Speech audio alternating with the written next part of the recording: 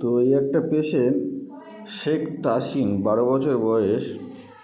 তো এ এমন কাছে হয়েছিল 15/11/2025। এর ছিল নেজাল পলিপ, আর সহজে ঠান্ডা লেগে যেত, আর নোজ ব্লিডিং, নাক থেকে রক্ত বেরোতো, হিমোপটিসিস ছিল।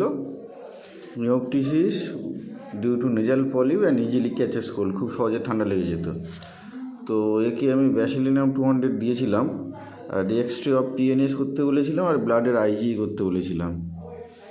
তো এক্সরে অফ পিএনএস হচ্ছে রাইনাইটিস, আর ব্লাডের যেটা করতে বলেছিলাম হিমোগ্লোবিন নর্মাল, আর আইজি ছিল হাই 539 539। তো আইজিটা বাড়া, হিমোগ্লোবিনটা নর্মাল, আর এটা নেজাল পলিপ আর হিমোপটিসিস, নাক থেকে রক্ত যেত প্রচুর পরিমাণে। তো এখন কেমন আছে? কি কেমন আছিস? ভালো আছি। আর রক্ত যাচ্ছে না। আর ঠান্ডা লাগার ধাত আছে? না। এখন শরীর কেমন? ভালো।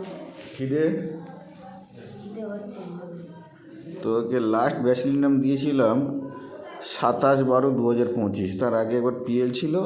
তো পেশেন্ট যেহেতু ভালো রয়েছে, আজকেরও আমি একে পিএল দেবো। একে আমি দেখছি ভারত সেবাশ্রম সংঘ, লর্ড নম্বর 8 কাকদ্বীপ, লর্ড 8 ভারত সেবাশ্রম সঙ্গে।